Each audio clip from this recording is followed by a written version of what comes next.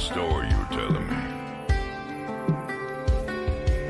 Couple boys clock out about 5:35, trying to put a little hammer in their head. Standing in the liquor store staring at a fifth, but they picked up a handle instead. Hell right. Hell right? Hell right. Okay. Couple girls with their boots on, got their Bluetooth on, t-shirts saying go Sooners. Then the girl from the small town took off the old town, put on a little Hank Jr. Thank God. Hell right. She got all her rowdy friends coming over tonight. Hell right. Hell right. Everybody's throwing down on a Friday night somewhere in America.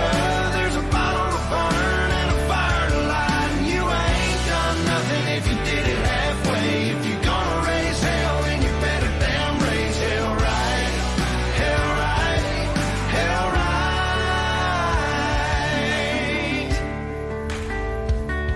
There's a guitar on the ground that was making some sound till somebody pulled a hillbilly slip. Now there's fog on the window. She never would have kissed him if he didn't play a lick like this. Hell right. Hell right. Hell right. Hell right. Everybody's throwing down on a Friday night somewhere in America. There's a bottle to burn and a fire to light, and you ain't done nothing if you did it halfway. If you're gonna raise hell, then you better damn raise hell right. Hell right. Hell right.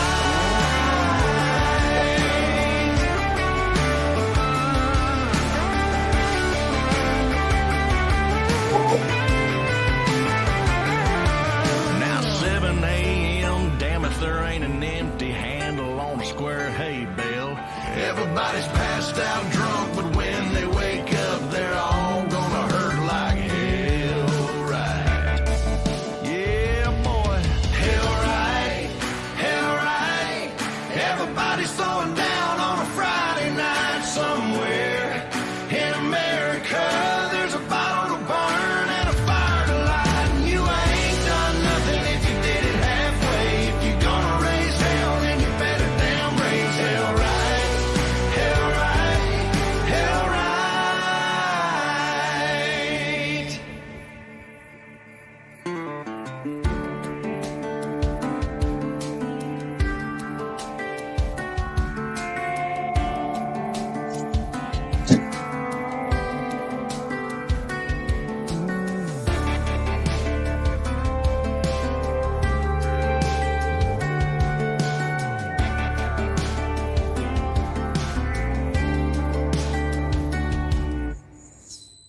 You are listening to the House of Cards on the Big Patriot Radio Network. Introducing to you. You're on House of Cards. Live on Facebook and YouTube. It's going down now. Locked and loaded with the truth. And good evening, everybody. Hey, good to see you. Just had one of my lights fall over. That's cool. You are listening to the House of Cards here on the Big Patriot Radio Network. Glad to have you here with us, man. Have we got a show for you while I'm going through this beginning stuff here? Call someone and tell them to tune in, because I've been talking about it all day to different people. This is going to be huge, real huge, and I'm honored to be able to do this, and nobody else has got this information. That's awesome. So, hey, if you're watching on Facebook, Twitter, I guess now X, formerly Twitter, or YouTube, thank you for coming. Thank you for joining in. I'd like to ask everybody, hey, if you would, look at the ticker at the bottom of the screen and join us. Join the Patreon family here at Beaufort County's House of Cards. There's the address that's coming along now, patreon.com/Beaufort House of Cards, and help us out. That's what keeps independent news and media alive. This kind of stuff we're going to talk about tonight, this is from independent news. You won't find this on mainstream. Now, I do predict and suspect that some will pick this up, and because of what you're about to hear, they'll probably go with it, and that's cool. That's cool. But, hey, if we can get some more folks part of our Patreon family, that would be fantastic. Don't forget, we do have podcasts during the week. Monday nights is David and Jordan Cox, New America Movement. Be sure to tune in at 7 and then again at 9 o'clock p.m. for an encore show. On Tuesdays, the number one rated show on our network is the Overton Report with Corey Allen. That is at 7 o'clock. And then again, somewhere in the 8 o'clock hour, most weeks it is like 8:15, 8:20, something like that for an encore show. Thursday nights, you've got me. We are here on Facebook, YouTube, and Twitter, and we're simulcasting live on bigpatriotradio.com. So I see there are a few people. Actually, there's a few people on Twitter. There's a bunch on Big Patriot Radio right now, so that's cool. I don't have time to look and see where they're from, but that's fantastic. We're glad to have you here. Don't forget tonight's show. Let me find this. Tonight's show is sponsored by and one of our newest advertisers, WeThePatriotsShop.com/big. Hey, this is a U.S.-based manufacturer that offers healthier products and a better way to shop. There's all kind of like health stuff, shampoo, which I haven't used in years, body stuff and cream and all that, blah, blah, blah. But the big deal is their steak. Black Angus, no GMOs, no hormones, no whatever. It's all grass-fed. It's all normal stuff. It's beef the way it's supposed to be. Give them a call, 518-538-2877, or WeThePatriotsShop.com/big, and check them out. Talk to you. They're real great people. They're fantastic people. And take a look at their website, WeThePatriotsShop.com/big. Go give them a try. Locked and loaded. Let's go. Big Patriot Radio. Blues, news, country pop, and classic rock. All right. And as always, folks, we always want to hear from you. So at any time during the show, there's no specific time. You can comment on your platform.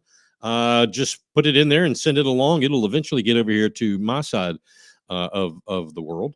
And we'll look at it. And if it's appropriate, we'll put it up on the air. And even if it's not, I'll probably do it anyway, just because we can. And we want to do you. So anyway, let's take a look at the number one most requested song this week. And that was, what a favorite this is, Born on the Bayou, Creedence Clearwater Revival. And if anybody's listening and doesn't know what Creedence Clearwater Revival is, that's too bad. That's just too bad. The number one most listening area with Beaufort, South Carolina, along with Charleston, South Carolina, and a newcomer to the show, some folks from Waxhaw, North Carolina. Welcome to you, one and all. Introducing to you. You're on House of Cards. Live on Facebook and YouTube. It's going down. Locked and loaded with the truth.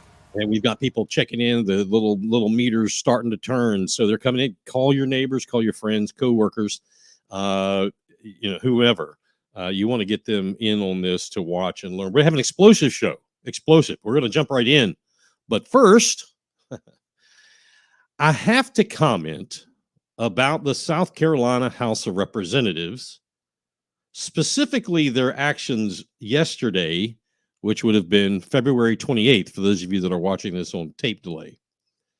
I think most of you that regularly watch this show, let's move this around. You either know this, or you probably surmise this, that I'm always up for a good debate. Debating someone who thinks like me isn't really a debate. That's just a conversation. But a good debate, a healthy debate, typically involves debating someone who is direct in opposition and diametrically thought processes in opposition to your beliefs. That's normally how that works. AKA Democrats debating Republicans, vice versa. That's normal debating, okay? While that type of debate does and will happen in the South Carolina House, no doubt about it, yesterday's debate There was a debate ad nauseum between establishment Republicans and the House Freedom Caucus. This, to be quite frank with you, was a circus. Never mind the bill or the amendments that they were trying to talk about, or they should have been talking about. The style of the debate was the problem. Specifically, in my opinion, and he knows this, it's not like there's a secret. My problem really began with House Representative Gil Gatch of Somerville. He made a complete mockery of the system. His montage on Representative Adam Morgan of Greenville, the House Freedom Caucus chair, I believe, as I posted on social media, was extreme poor taste. Here, matter of fact, I'll give you exactly what I said. Quote, South Carolina House on full display today of complete dysfunction. Listening while driving back from Asheville, I found myself wishing how I would love to debate one of the most pompous yet juvenile and sophomoric and almost illiterate representatives in Gil Gatch. He's not illiterate, but it sounded good. What? You want to debate a fellow Republican, you're probably saying? And that was the end of the quote.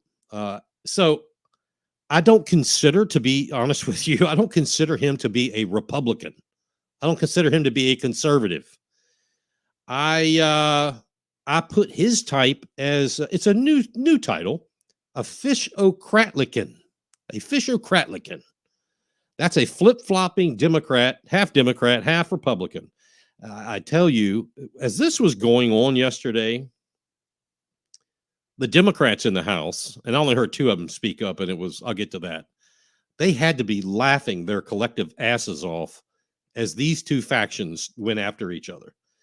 And one, the House Freedom Caucus, was putting up their reasonings for X, Y, and Z, but you had pompous, you had self-serving, completely loving themselves some self House Republicans baiting them, taunting them, and frankly going after them.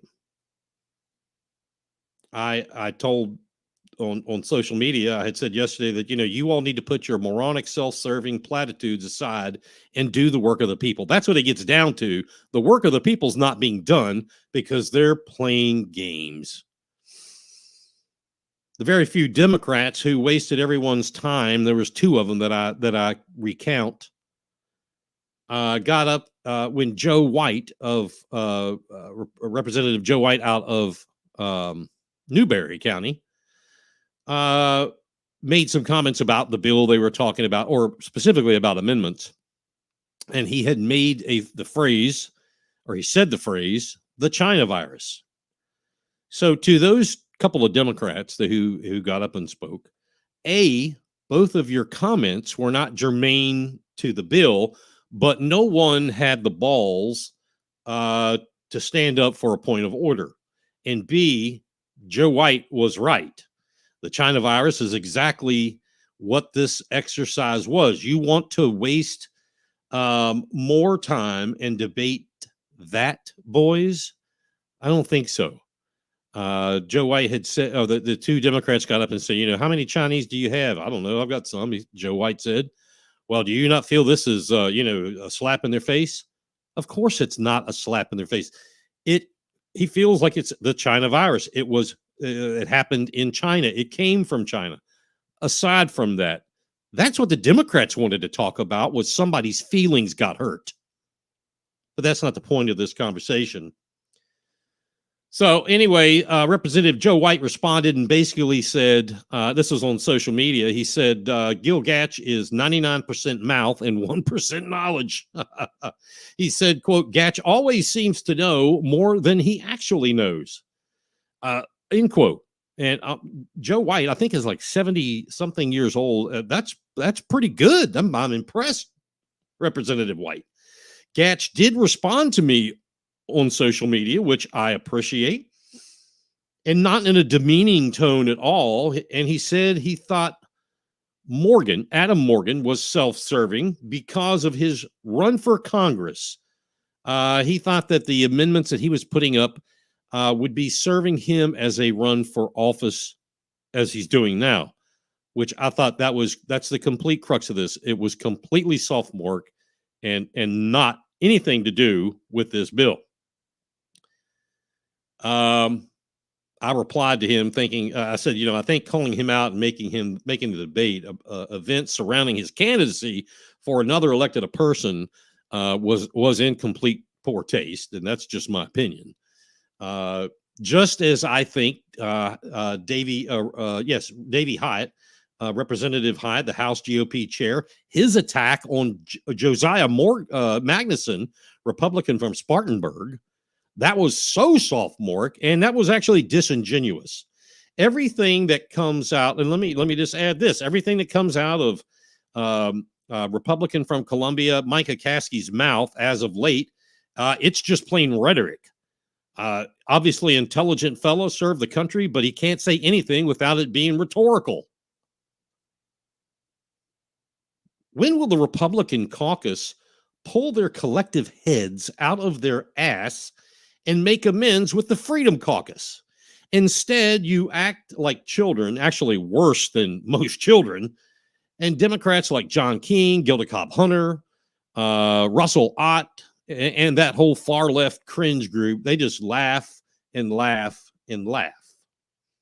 Y'all can do better. You can do better. You know it. I know it. The listeners of this show know it. Everyone knows you can do better. Gatch responded, came back into the fray and said that Hyatt was just exercising his leadership. Leadership, he said, that Magnuson was doing something unnecessary, etc. Here is the difference between me and a lot of these folks. I ended the conversation last night with saying, look, Gatch, Hyatt was playing a card game at Magnuson's expense. You got to do a better job than this. If you go back and look at the tape, it's so evident watching Hyatt literally manipulate Josiah Magnuson and getting him to attempt to say things that wasn't what he really meant. It was a manipulation. It was playing a game. It's super experienced, and I caught it. Anyway, no reply to any of that. Game over. Like I said, Joe White got in there. It's sad when your own party, your own party is where the debate must go. But some of these people are some of the most self-serving, as I said again, and many South Carolinians have seen, at least House Democrats stand where they stand. We know where they stand. They're on a losing battlefield, but they're there. We all know what the South Carolina House Democrats do like, say, because they do like and say what they are. They are all progressively far left cringe. And most normal thinking people have nothing to do with their thought process. Sorry about that. These, as I call them again, the Fishocratlians are all over the board. If you look at the board, they're all over. They've earned this moniker as they flip-flop between Democrat and Republican policies like a fish out of water. That is the That is the South Carolina House for you, and it's got to change. I'm tired. I think you're tired too of having the most liberal, super majority conservative General Assembly in the U.S. Introducing to you. You're on House of Cards, live on Facebook and YouTube. It's going down now. Locked and loaded with the truth. Okay. So, to the main story for tonight. We've been working on multiple storylines from one source. Mainly one source. This source that I'm talking about, and we will call them a whistleblower, has provided information that refutes some of the information the public has read or heard about over the past year, I guess it is, from local media, this one, mainstream media, all over the place, involving Beaufort County Council, Eric Greenway, Blanket Gate, the harassment suit from Lisa Lynch, playground equipment, and more. We hope that after this show, the plan is we will have, if we can do this, we want to have the whistleblower on this show next week. if they're comfortable coming on here and finishing the story that I'm about to tell in their own words. That is our hope. That is our plan. This will complete the story from their view. So the information that we're going to share with you came from this whistleblower, came from the inside, until a court of law does its thing. I guess those cases are, everything is alleged, and he has not been convicted of anything. Nobody's been convicted of anything. There's a lot of this and that going on, but it can all be construed as it's alleged. However, this information, this source, the whistleblower, is coming from the inside. Let me first say that in all legal proceedings, this is still a country of laws. And you are, and I still believe deep down to my core that we are a country of laws. You are innocent until proven guilty by a court or jury of your peers. That is still true to this day. There are some things that, in my opinion, are off limits right now. I didn't even give the whistleblower a chance to say whether he or she would like to have these talked about or not, because I believe they're off limits. That is mainly the Lisa Lynch issue and Blanket Gate. Those are active court, and I don't even know what court they're in right now. But I don't want to bring that up on here because it is an active case. So we're going to stay away from that.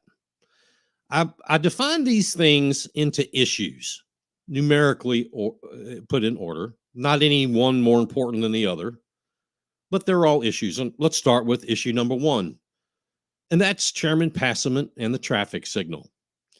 Back in 2017, a request was sent to the SCDOT by Chairman Passament, or I'm sorry, not by, he wasn't chairman at that time. He was just council member, for a left-hand turning signal to be added to the Highway 170 and Tidewatch entrance into the Riverbend subdivision or community.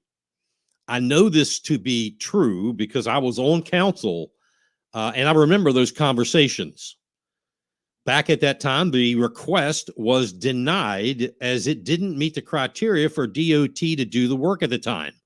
Those requests they're funneled from the DOT to the area resident engineer. It was not approved. We have learned that within the past year, now Chairman Passament allegedly then went to County Administrator Eric Greenway and demanded the county bypass the local DOT engineer, who said no to the request, and contact Columbia to have it installed. It is now learned, again allegedly, that when told, quote, no, DOT did not approve it, end quote, we're being told that Passament got extremely upset and demanded that Greenway go over the resident engineer and, quote, get it done, end quote. Well, that work is done. I called DOT in Charleston to ask them, not if they knew it was done against the resident engineer's approval. No. But if ever there was a request for it, well, you just said there was. Oh, listen to me a second. You know, when you play dumb, sometimes you can really get to the bottom of things. So I played dumb. I was told by SCDOT that, quote, no, this was not approved since the request in 2017 and is currently not on our list of projects. This was in Charleston, not DOT up in Columbia. Funny, now, and just as alarming, you should know that this area, this is where Passament lives. So,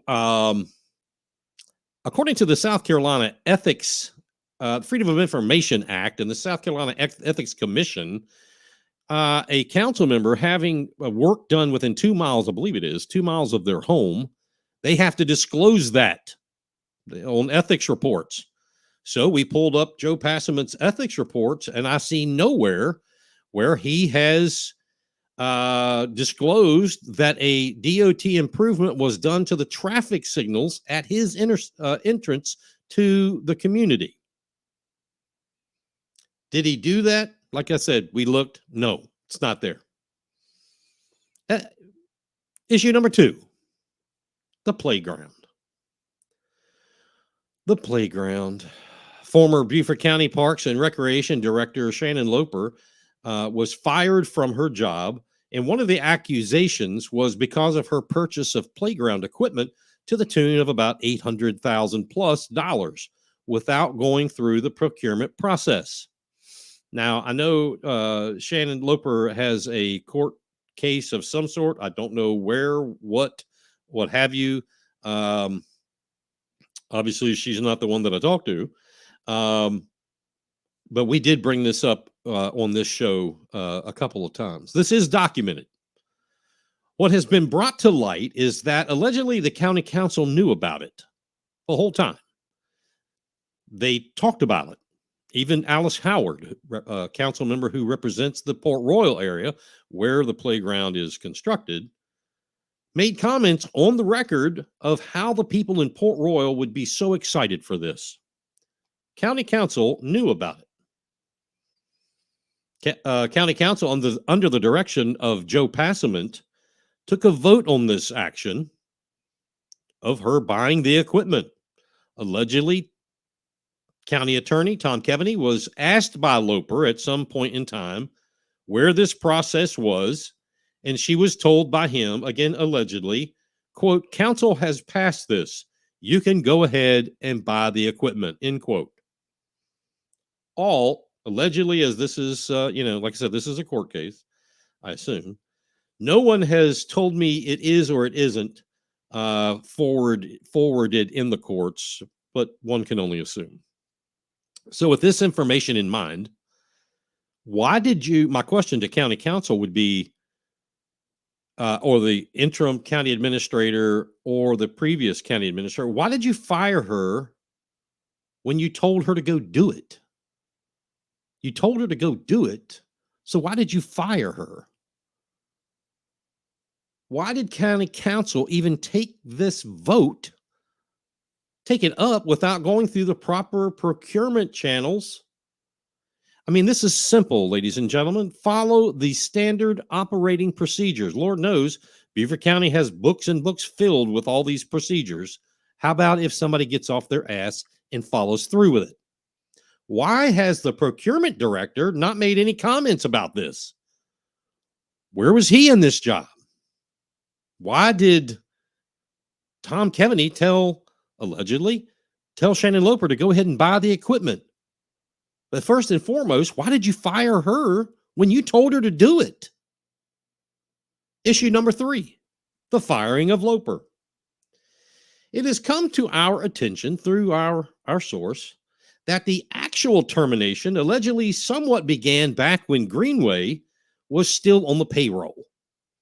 Allegedly, County Council Vice Chair Larry McKellen had demanded, that's right, I'm using the word demanded as it was told to me, that Eric Greenway fire Loper, in which Greenway, again, allegedly told him, quote, no.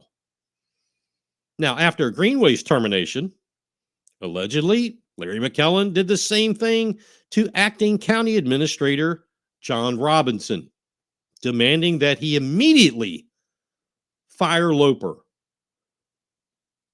Why is Larry McKellen involved in this? What does Larry McKellen have to do with this? Which leads into issue number 4. Issue number 4 in the Daily Biz. It's been revealed to us that during the Greenway time as county administrator, both County Council Vice Chair Larry McKellen and County Council Chairman Joe Passament allegedly began to be present more and more and more and more during the workday inside the county administration buildings. Now, that was told to me by the source. I went to other contacts that I have inside the county building, and 100% of them agreed, yes, it began to get more noticeable that McKellen and or Passament were there more and more and more. Allegedly, this got to the point where specifically Chairman Passament was getting involved in the daily operation of the county, the business of the county. Now, this is a absolute direct spot-on violation of state law under the form of government that we have here in Beaufort County. Also, as part of this issue, we've gained knowledge that during many county meetings, and those can take various forms, Vice Chair McKellen had demanded, again, another demand, allegedly to the county council clerk to order meals for everyone involved, again, allegedly. Unbeknownst to county administration, Vice Chair McKellen must have a crown.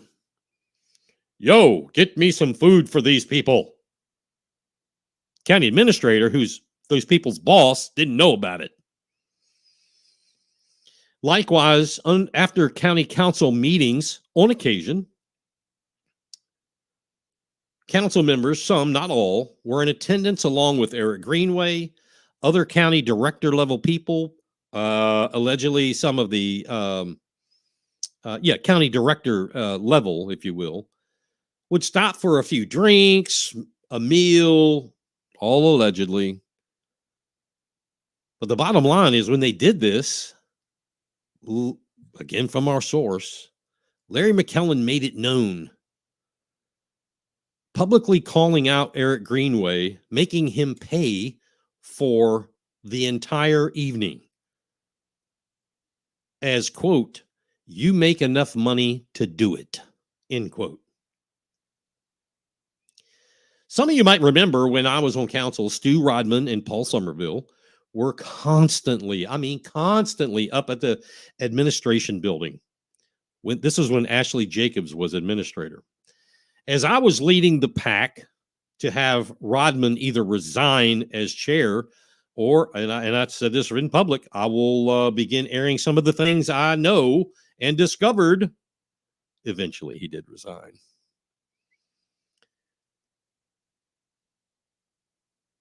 The subject, them violating the law, was front and center, just as we're being told that Passament and McKellen are doing, or were doing, whatever, now. Up at the administration building, in the business, the daily business of the county. That is against the law, gentlemen. It should not be tolerated. If you want to run the county, then apply for the freaking job as county administrator. Lord knows we've only had, 6 in the last 4 or 5 years? Why not another one? Issue number 5. Another elected official spending county monies.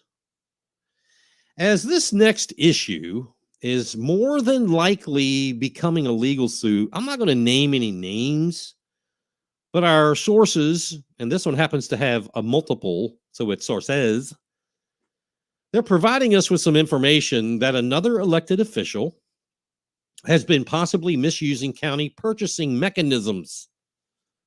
Now listen to that. Misusing county purchasing mechanisms in a variety of ways. Some of those possibly involve, get this, flying a remote working employee who happens to live in California and her husband back to Bluffton to attend some kind of party hosted by the elected official, all allegedly on a county procurement mechanism method. Another occasion that has been brought to light is that this particular elected official may have given raises, allegedly, to employees, possibly, that is reported to be in direct violations of documents signed by this elected official, either in each calendar year since election or at the time of election, original election, getting the job. We also learned that allegedly the possibility of this elected official giving bonuses to employees in that particular department, which again may be in violation, direct violation of state law. Finally, because the gift that never stops giving, we learned that this particular elected official allegedly purchased some gift baskets of some sort for employees with county procurement mechanisms against policy, yet allegedly approved by the county attorney's office. Issue number 6. Who really works here? Have you ever asked yourself that? Who really works here?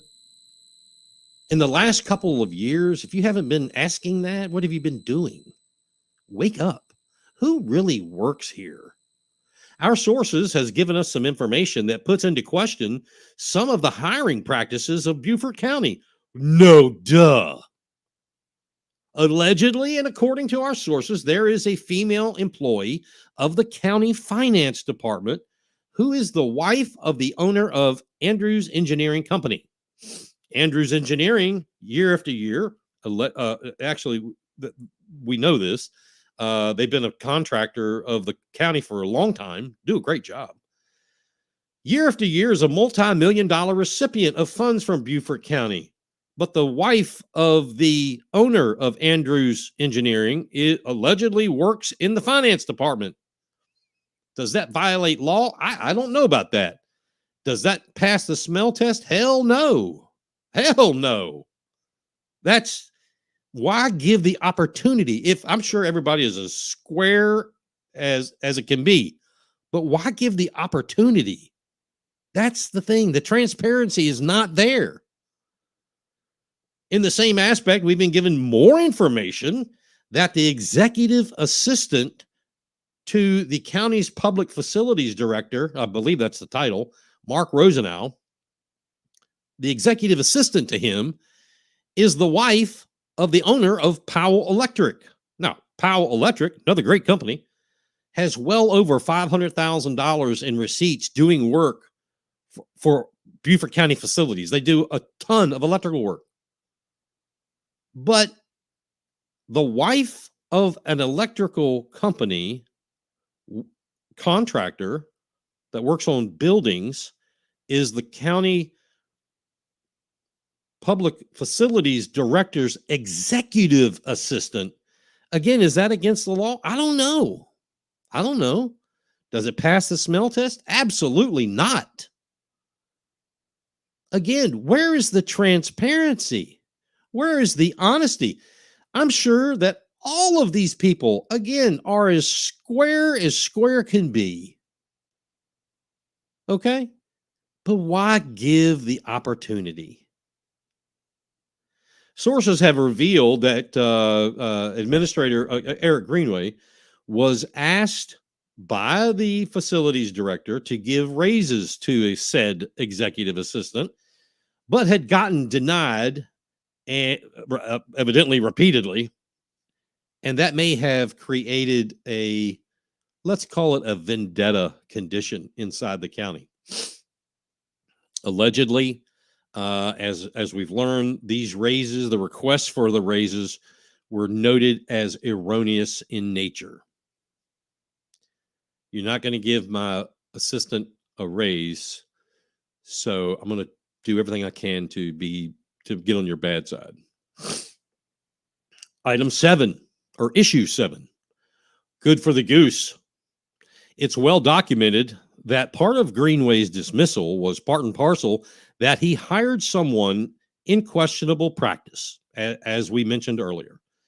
However, county council hired someone, the new Defusky Island Ferry, folks for like $500,000 or whatever, $500,000 a year, and they didn't even have ferry boats for the job. But you hired them, but you're going to fire this guy? So there's more. There's more. But that's where I'm going to leave it. I'm going to leave it right there. Next week,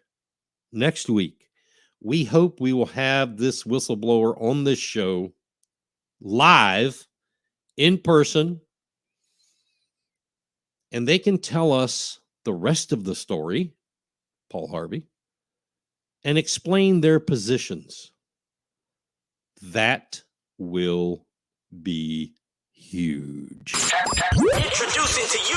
You're on House of Cards. Live on Facebook and YouTube. It's going down now.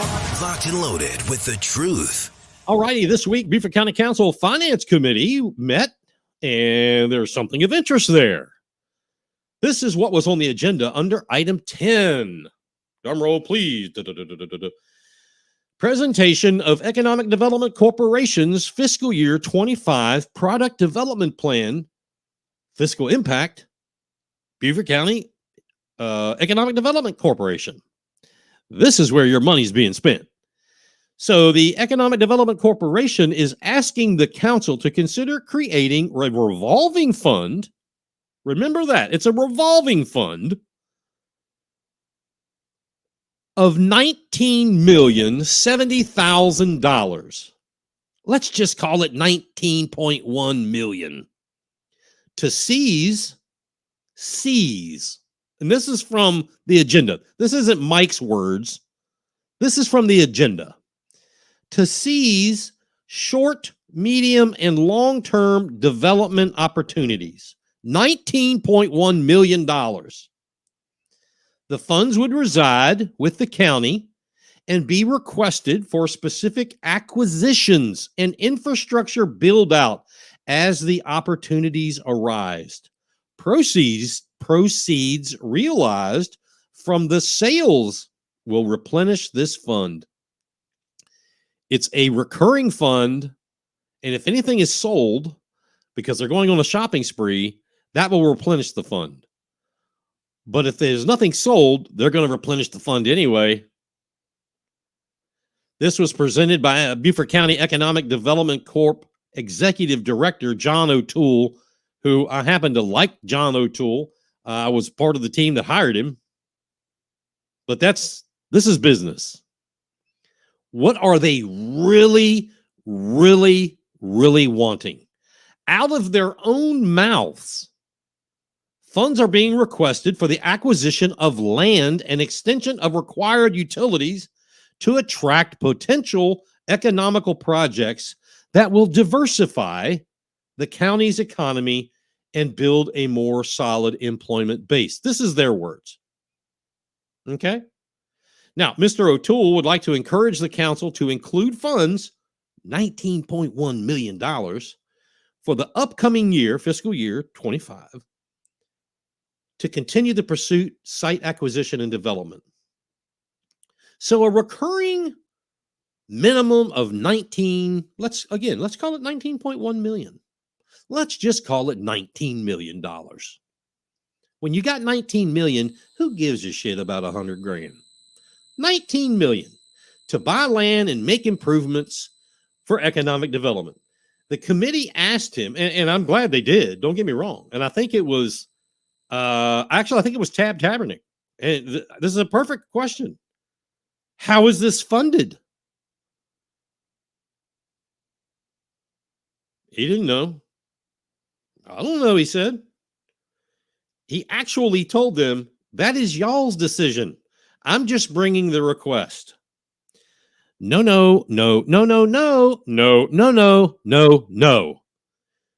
There are so many problems with this. I mean, this thing is like, if there's a meter in your house of a BS meter, this shit has got to be blowing out of it. Never. If any of you are wanting to make a business proposition, or a grant, whatever, never bring an idea or a suggestion and not have done a fiscal impact statement or a fiscal funding statement. This is basic stuff, people, period. Over. Case closed. I used to tell my employees, hey, they bring me a problem. All right, well, what do you think? Well, it's your decision.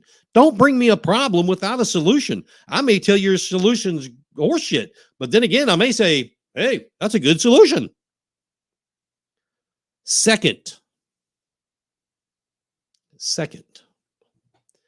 what is it Beaufort County really? I mean, really? What is it really? What do they want to be? I mean, there's hundreds. Look at this picture. Think about this. There is hundreds and hundreds of millions of dollars of ask from the open land trusts and rural and critical lands, and this over the years, to save rural and critical lands from being developed. That was the purpose. Then, I mean, I remember one where they wanted 25 million, and we were like, "Are you nuts?" Then they come up with this green space tax, and what does it do? It's there to pile monies to buy land so it doesn't get overdeveloped. That's my interpretation. And yes, Julianne, absolutely. I don't trust them with not even that much money. I don't trust them at all. You add more money. We've got two places that are buying land to save it from development. We don't want that, they say. No along our creeks and estuaries and rivers. Okay. No along precious farmland. Okay. Then we have the economic development people. They come to the party and ask for a minimum of a measly $19 million slush fund that will be refilled every year. These are all created with taxpayer dollars. So they can set it aside, so they can buy land and create development potential. The irony with this is exhausting. Tell me someone that lives in another state, this doesn't happen to us. Somebody tell me, because not everybody can be this messed up. Oh my God, what the F are these people doing? Now, we have some folks, I got to say, we have some folks on the inside that are telling us there is already a possible or potential product for this that may have kind of like pushed this. Remember, the inside knows how this works, and they will use what they need to do to manipulate it to get what they need. That's how this works.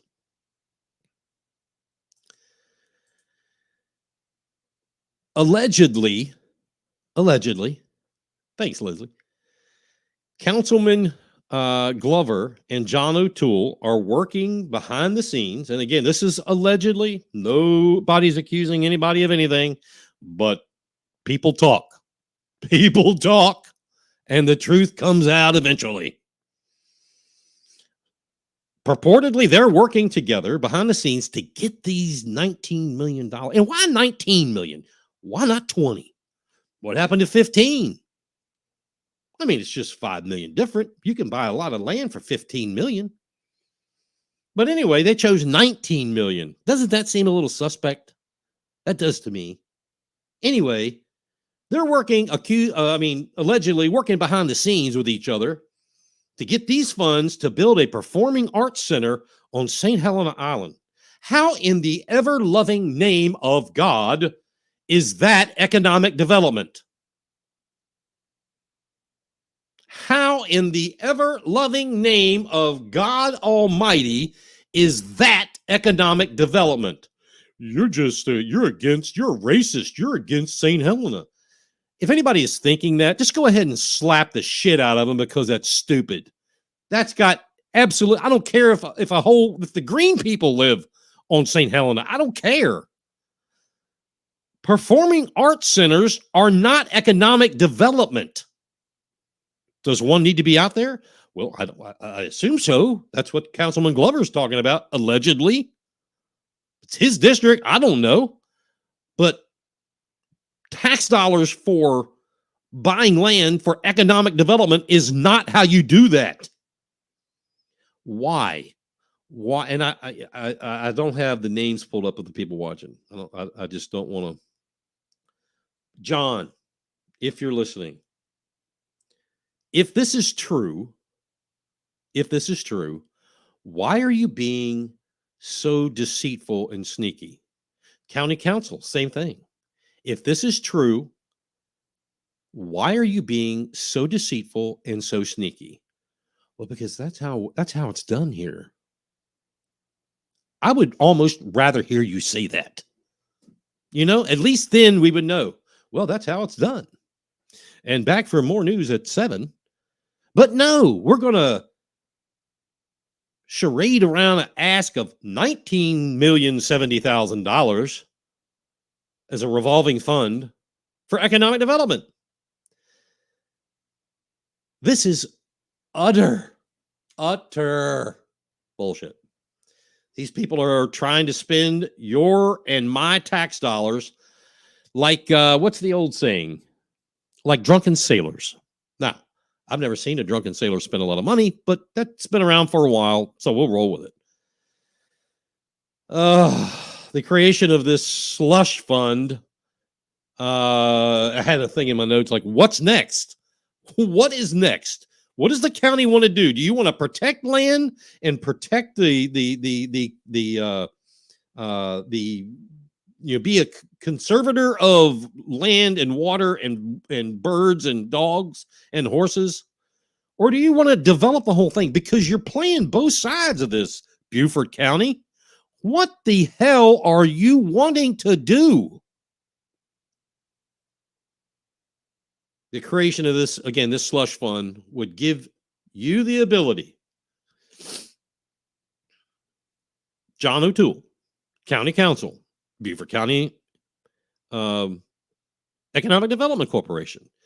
This would give you the ability to do whatever you want, whenever you want, and have the bank refilled with our money in the name of economic development.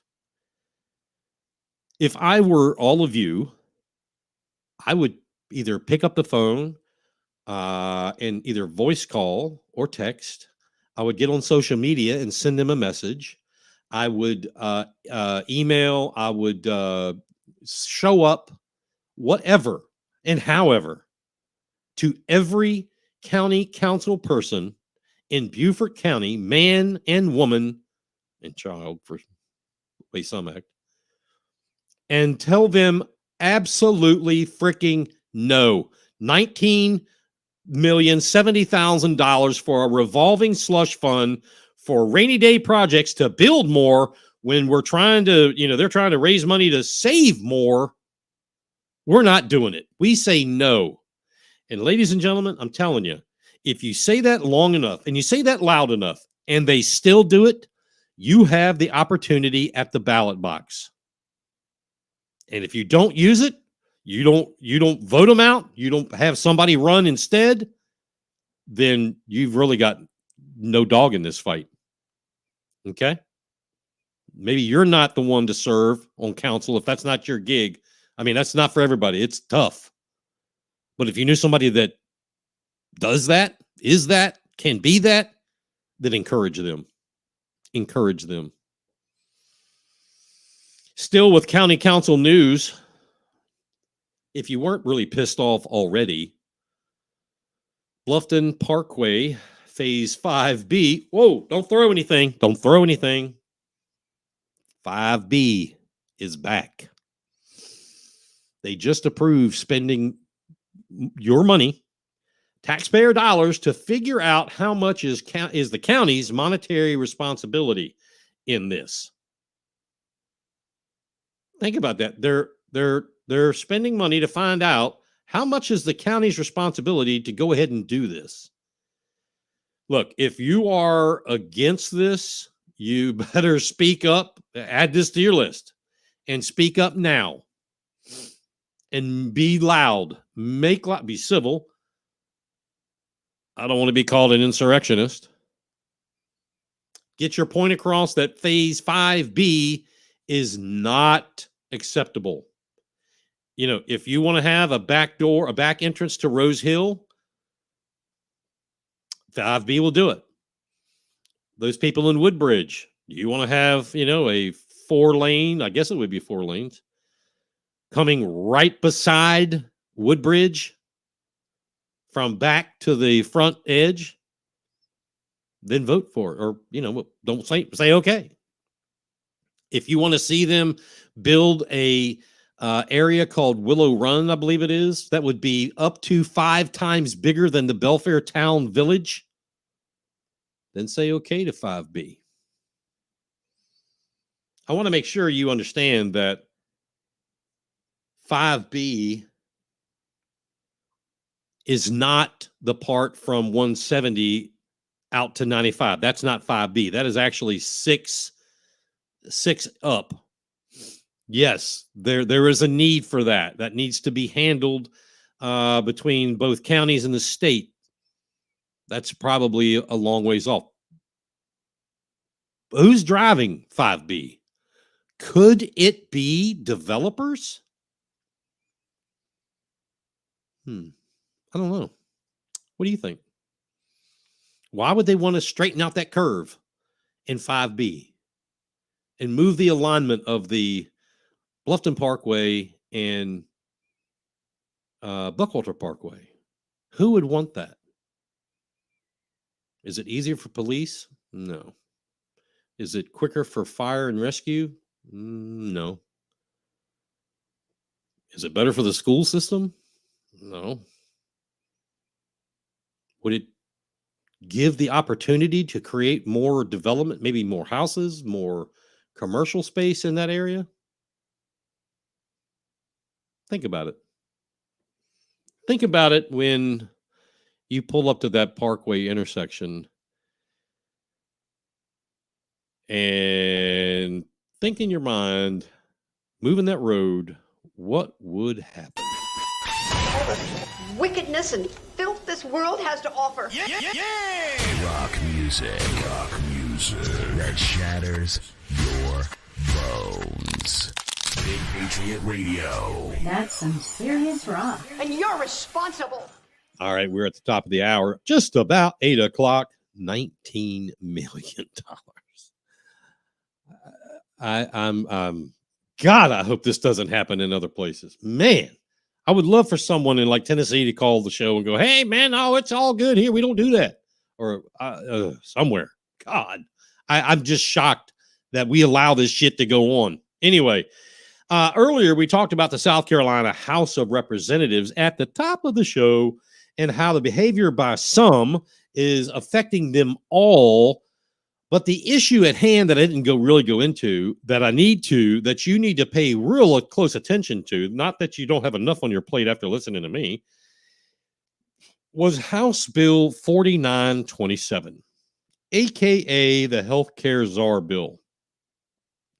There's a sister bill to it, Senate Bill 915. Let's explain 4927. We'll explain. Let's give some time to that. So last year, and I know somebody's going to say, "Oh, you forgot this part." This is just a layman's, a 30,000-foot view of what are they talking about. So last year, the story began that many, including me, felt that DHEC, all right, DHEC, that's Department of Health and Environmental. I forgot what C stands for. Anyway, it was too big. It needed to be split up into 2 different sections. No problem. Those sections are the Department of Environmental Services and the Department of Behavioral and Public Health. So the environment and public health they were separating them. Okay, and that makes sense. One of the issues, and of course, I mean, they're recreating this state agency. This is a huge work. One of the issues is that one of these 2 agencies would have 6 or 7, and then today I heard it would be 11. So 6 to 11 agencies underneath of it. The splitting of the original DHEC would end up creating a position of what many feel is a health czar. Not an elected official, an appointed, a hired official. The other issue is the issue of government control. So let's start there. One of the things in government I completely agree with is the downsizing of government, the decentralization of government. I'm not interested in making the government more efficient per se. I'm not interested in making the government streamlined. I'm interested in downsizing the government. I'm interested in getting government out of our daily lives. I'm interested in removing restrictions from people. Many feel that splitting of DHEC is making the government efficient and making it smaller. They believe this. I disagree with what I see laid out now. And many others do as well, most on the Freedom Caucus, rather. Here's an example, okay? Work with me on this. Let's say I own a business. I have one location. I have 10, 20, 30 employees, all under my direction and my control. Life is good. We get big. We're busy. I open another location. Eventually, another 10, 20, 30 employees. Then I add another location, 10, 20, 30 employees, and so on. If I try to have control over all these locations, they're all going to fail. Okay? That's just normal. That is how business works. That's just plain business. That's when there needs to be either delegation, splitting of power, release of control. I had to do that in my own business, and it was hard. Release of control to specific employees who answer to one person or group at the top. That scenario, while not exactly like what happened to DHEC, it gives you the framework of what happened. DHEC was so big, one person could not do any kind of decent job, so it split. Now, one of the halves is going to watch, over 6 to 11, whatever it is, agencies. How is that possible to do a good or decent job? It's not. It's simply not. So, what does all that mean? It means definitely a need, but they've gone about it in possibly the wrong way. Now, let's go to the former point, this healthcare czar. The debate on this, which is the part that affects you and I, well, it is equal, but it's a personal thing. This will affect you more. The debate on this is whether or not there would be one person who can demand and order law enforcement to enforce things like mask mandates, forced inoculations, forced quarantine, etc. of that nature. Many law enforcement officers across the state have said, no, I'm not taking orders from an appointed person. Sheriffs have constitutional duty. And I think this is in 45 of the 46 counties. Horry County does something different. I don't know what they do. Maybe they have a county police force. Many in the legislature say no. I spoke to the bill's primary author, and that's Bill Herb Kurzman of Bluffton, who says it in no way, told me square, no way does that, and in fact limits any type of dictatorship values. I've also talked to others and listened to others that say yes, this creates a position of power, unfettered power at that. Those in favor indicate there would in fact be a secretary position, secretary of the whatever they call it, that would answer to the governor. The point in that would be that the secretary would be an unelected position, appointed. Apparently, as I've learned over the past week, more sheriffs of counties are coming forward. It started with a few. Joe White mentioned, I believe it was Newberry County. Others are coming forward. I do not know what Beaufort County Sheriff or Jasper County Sheriff or Hampton or Collin, I do not know what they feel. But I do know that when sheriffs are asked to do things that are against their constitutional oath, they're smart enough to say, whoa. We've seen that in county council meetings where county council former chairmen have said to the deputies, please remove so-and-so from the room. And the sheriff came back. The guys didn't do it. Sheriff came back a week or two later and said, my guys are not putting hands on anybody to remove them from speaking their truth or speaking their voice.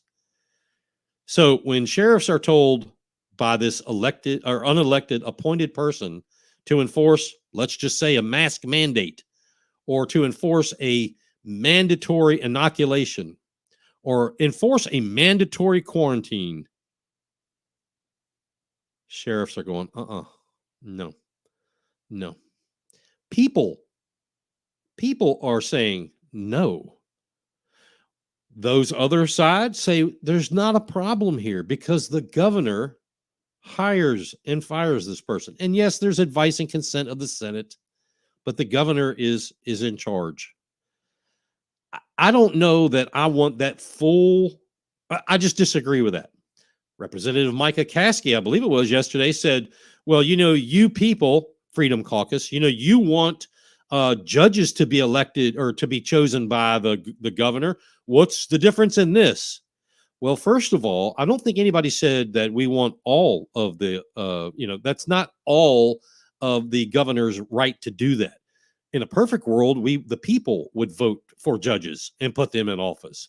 But since we know that's not going to happen because there are too many lawyer legislators like Micah Caskey, the governor of the executive branch having a portion of the responsibility along with the legislature will work.